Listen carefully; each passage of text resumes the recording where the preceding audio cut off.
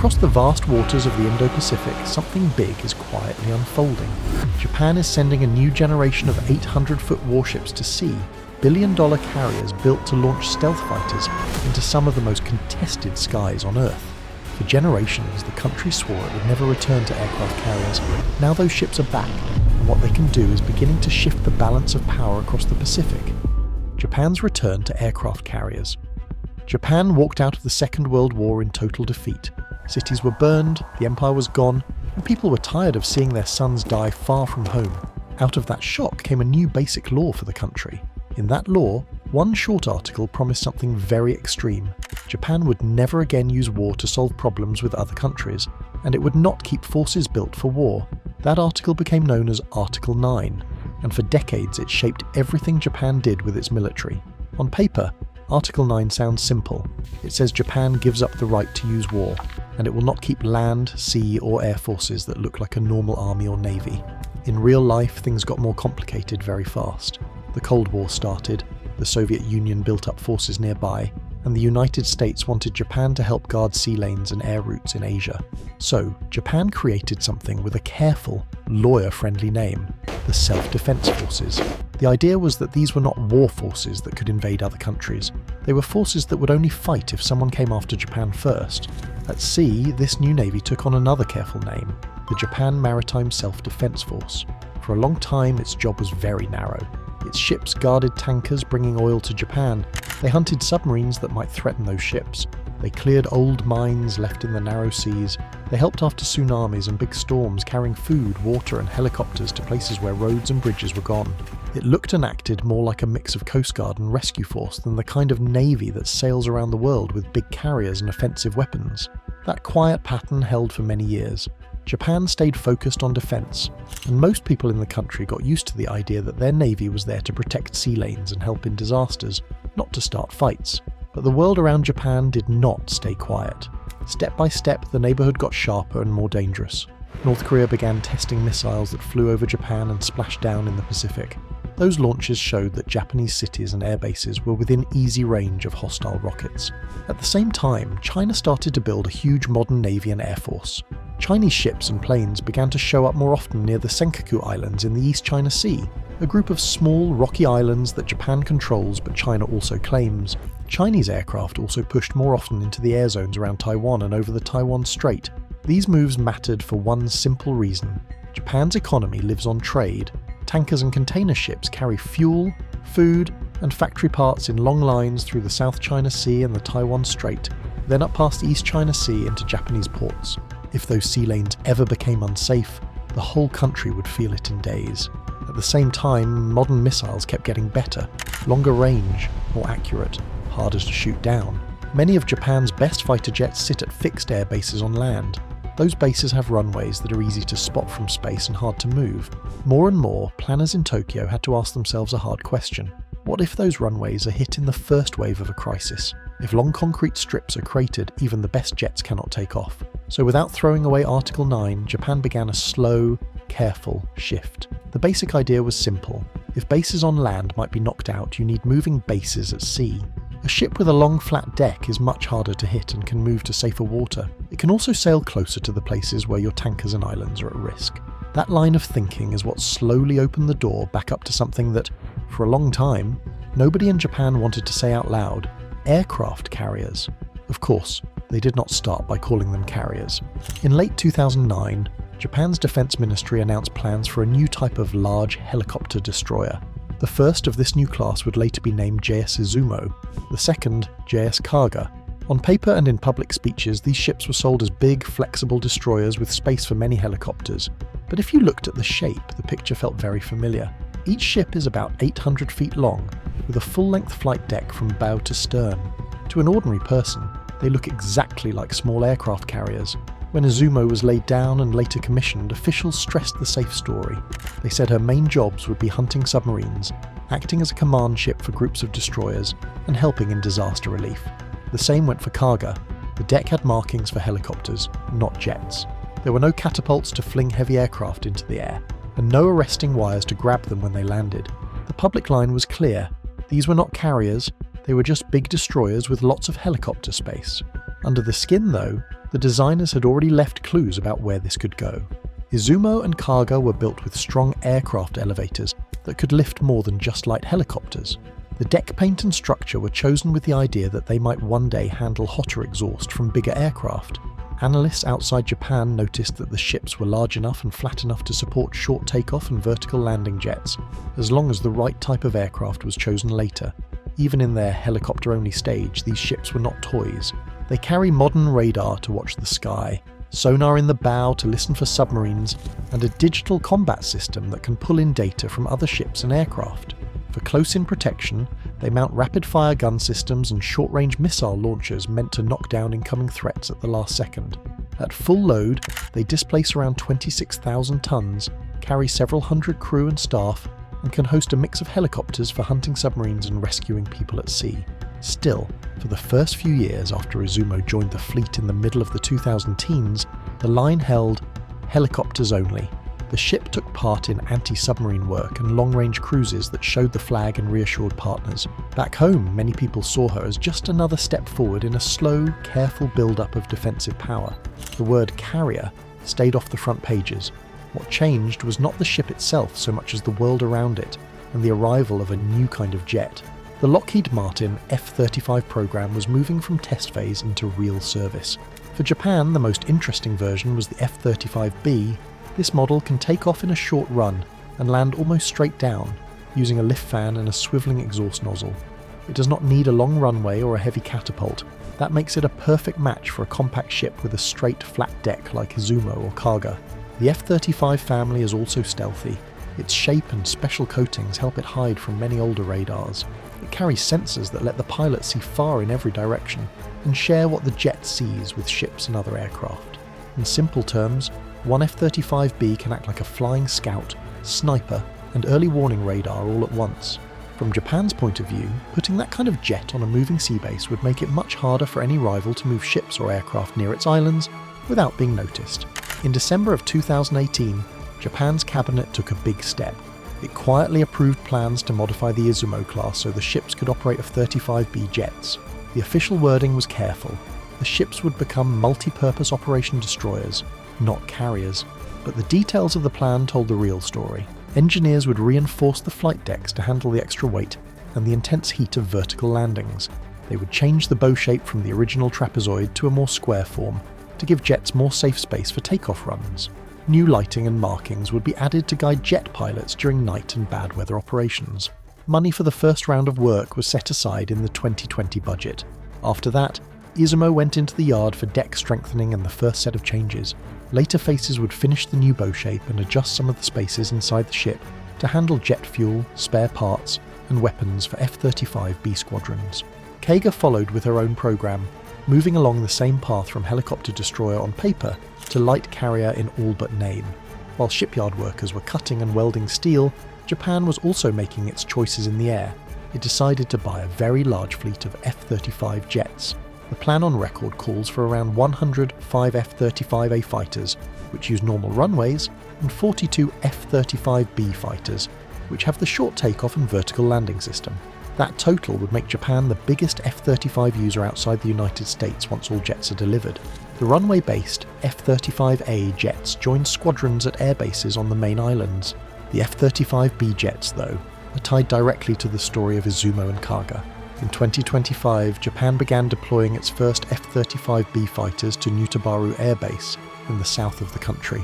That base sits closer to the East China Sea and the narrow sea gaps, where many of Japan's key shipping routes pass. The plan is to build up a full squadron of F-35B jets there, so that they can train, stand watch, and then move to sea by flying out to the carriers when needed.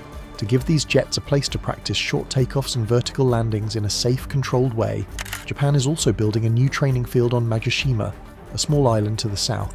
The plan is to make a runway complex that can copy the feel of a carrier deck, and the tight space pilots will face at sea. Once finished, it will host F-35B training for both Japanese and Allied pilots, so that when they step onto Izumo or Kaga the first time, the routine already feels familiar. Construction has taken longer than first hoped, so for now, more of the training happens at Nutabaru, but the island project shows how serious Japan is about the carrier plan. The result is blunt and clear. The so-called helicopter destroyers now look like honest carriers. They are still smaller than the giant nuclear ships that the United States Navy sails, but they have everything they need for modern sea-based air power: a straight, strong flight deck, elevators that can lift jets, fuel and weapons storage, and a jet that does not need catapults to fly. Steel and paint by themselves do not scare anyone. What really matters is what a ship can do the moment a crisis hits. That is where these former helicopter destroyers stop being a clever legal label and start to look like real carriers. How Japan's new carriers fight missions, strike groups, and real crises. Out at sea today, when one of Japan's new flat-deck ships leaves port, it almost never sails alone. It moves with its own little world around it. In the middle is Izumo or Kaga. Around it sits a ring of escort ships with big radar dishes and missile launchers, plus at least one submarine hiding under the waves and a supply ship. Together, that whole group is one moving base that can watch the sky, scan the sea, and hit back if anyone tries to test it. For someone who has never heard the phrase carrier strike group, the idea is simple. Think of the carrier as the brain and the fist at the same time. The escorts are the shield. The destroyers with Aegis radar are there to see far and shoot far. Their tall masts carry powerful radars that can follow aircraft and missiles from hundreds of miles away, then guide long-range defensive missiles to knock them down before they ever get close. The submarine out in front is the quiet lookout. It listens for enemy ships and other submarines and can fire its own torpedoes if something threatening comes near. The supply ship is the lifeline. It brings fuel, food, spare parts, and even more missiles, so the whole group can stay at sea for weeks without going home. The first 3 F-35B jets touched down at Nutabaru Air Base in Miyazaki, on the southern island of Kyushu in early August of 2025.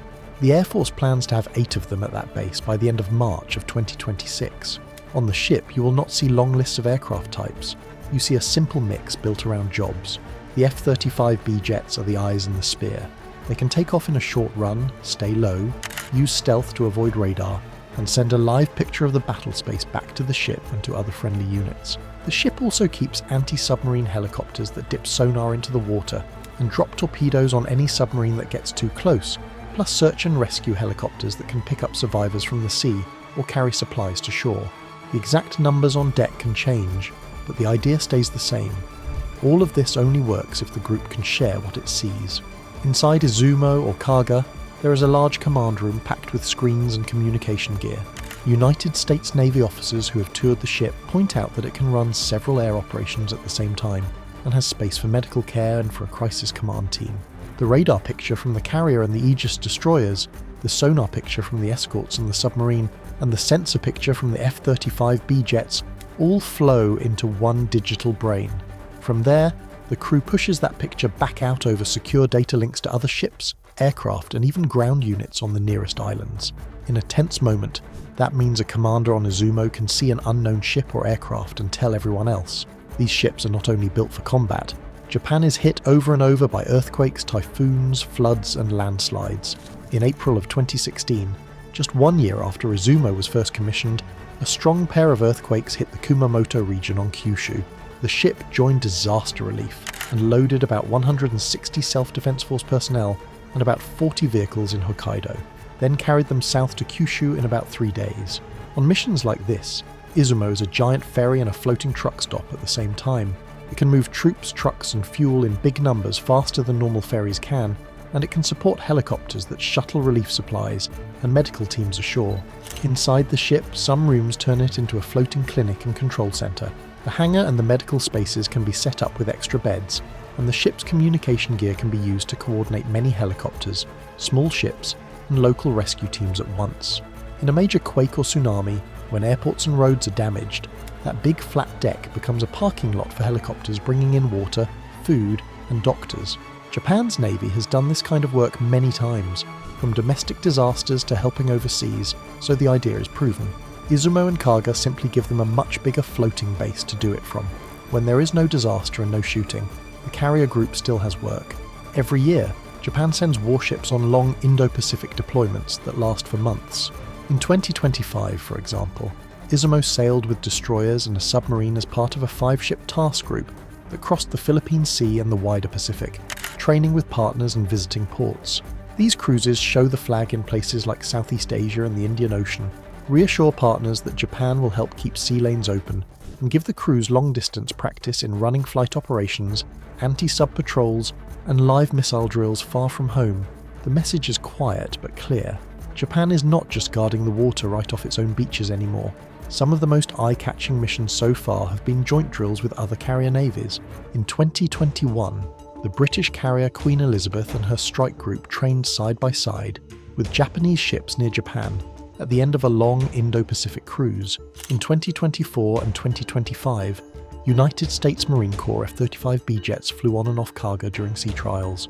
In the summer of 2025, a British carrier strike group led by Prince of Wales met Kaga in the Philippine Sea to test F-35 operations together, and a British F-35B later landed on Kaga during a high-profile visit to Tokyo. For viewers at home, the simple meaning is this: Japan's new flat-deck ships are not odd one-offs. They are being woven into a wider web of Allied carriers that can swap aircraft and work as a team. The sharpest tests, though, will not be for the cameras. They will be around Japan's own islands in the southwest. This stretch runs from Kyushu down through Okinawa toward Taiwan and includes the small Senkaku Islands, which China also claims. Over the past decade, Japanese Coast Guard and Navy ships have had to deal with more and more patrols by Chinese ships and aircraft in the area. In a real crisis there, fixed air bases on the main islands could come under missile threat, so planners want a way to move fighter power at sea, shift it as needed, and keep it alive even if some runways are knocked out. This is where the carrier group changes the picture. In a tense week, the government can send Izumo or Kaga south with its ring of escorts. The group would stay in international waters east or southeast of the disputed area, far enough back to reduce risk, but close enough that its aircraft can reach trouble quickly. F-35B jets could fan out ahead as stealth scouts and fighters, using their sensors to track unknown aircraft and ships before they get close. Anti-submarine helicopters would sweep the water around the group to make sure no quiet enemy submarine is stalking the carrier. The destroyers would watch the sky and sea for any missile activity. On the map in the carrier's command room, all those pieces show up in real time, and officers can decide whether to warn, shadow, or, if absolutely needed, engage a threat. In the next part of this story, the lens pulls back even more to look at how this growing crowd of carriers across the wider Pacific and Indian Ocean is driving an arms race, reshaping budgets, and forcing Japan to decide what kind of carrier power it wants to be next. The carrier race in Asia and Japan's next moves. Right now, if you look across the Pacific and Indian Oceans, you see more flat-deck warships than at any other time since the end of the Second World War. The United States sails huge nuclear carriers that can stay at sea for many years. China now sends its own carriers deeper into the Pacific more often than before. India is building its own carrier fleet and learning fast. These ships are not just big boats with planes on top. Each one is a moving airbase. Wherever it goes, that country's fighters, helicopters and patrol planes go with it. China has gone from 0 carriers to a full carrier program in a very short time. It first refitted an old Soviet hull, now called Liaoning, then built Shandong at home with a ski jump deck. Its newest carrier, Fujian, is a much larger flat-deck ship with electric catapults that can throw heavier jets into the air. That kind of launch gear used to be a United States-only trick. India, for its part, now sails 2 carriers of its own. Vikramaditya is an old Soviet ship rebuilt and modernised. Vikrant is India's first home-built carrier. Both use a ski jump at the bow instead of catapults. India is still learning how to run carriers day in and day out, but in the long run, it wants a steady carrier presence in the Indian Ocean. So where does Japan sit in all of this? On paper, its flat-deck ships are smaller than the giant nuclear carriers of the United States, or the newest Chinese supercarrier. They carry fewer jets and do not use nuclear power, but they make up for that with very modern sensors, strong data links, and stealth fighters that talk to everything else in the force. And unlike some other navies, Japan's ships are tightly tied into a wide web of allies. Japan's closest partner is still the United States, but Tokyo is also building quiet, firm security ties with India, Australia, South Korea, and many Southeast Asian states that worry about being squeezed between big powers. Surveys across Southeast Asia show that Japan is now seen as one of the most trusted outside partners, in some cases even more trusted than Washington or Beijing. That reputation comes from decades of steady aid, Coast Guard support, and disaster relief, not threats. This is why Japan's new carriers land very differently in the region than China's. When a Chinese carrier shows up in the South China Sea, many neighbours see it as a sign that Beijing wants to lock down disputed waters. When a Japanese carrier visits, most governments see a partner trying to keep sea lanes open and help them watch their own coasts. That political difference is just as important as the size of the ships. Back home, though, there is a real tension that never fully goes away. On one side, there is Article 9, the part of Japan's constitution that promises the country will not use force to settle problems abroad. On the other side, missiles are flying from North Korea, Chinese ships and planes are working closer to Japanese islands, and new weapons that can strike far from shore. Many people in Japan now say that staying safe with old rules is no longer possible. Governments in Tokyo have tried to bridge that gap not by rewriting the whole constitution, but by rereading it. They argue that Japan can still stay true to its promise to avoid wars of conquest, while gaining tools to help friends and to hit back if attacked. Step by step, this has opened the door to joint defence with allies, to longer-range missiles, and to carriers that are officially called multi-purpose destroyers, even though everyone can see what they really are. Money shows how serious this shift has become. For many decades, Japan held defence spending around 1% of its total economic output. Now it has pledged to move toward about 2%. Recent plans call for defence budgets of around 9 trillion yen for a single year, or roughly the high $50 billion range, with a big share aimed at new missiles, air defence, and unmanned systems. One of the biggest changes is range. For a long time, Japan's missiles were built only to defend coastlines and nearby waters. Now the same Type 12 land-based missile that once reached about 200 kilometers is being upgraded so it can fly close to 1,000 kilometers. That means launchers on the southern island of Kyushu can reach into parts of North Korea and along the Chinese coast. Some of these batteries are being deployed earlier than first planned, with dates pulled forward to around early 2026. On top of that, Japan is buying several hundred United States Tomahawk cruise missiles, which can fly far over the sea and strike from unexpected angles. Together with the new longer-range homegrown missiles, this gives Japan something it never really had before: a clear ability to hit bases, launchers and command sites that fire on it in the first place. This is where the carriers stop being just helicopter ships with fighters and start to look like the centre of a much wider web. Land-based missiles on southern islands can threaten hostile ships and bases. Submarines and surface ships can move in closer, feeding back what they see.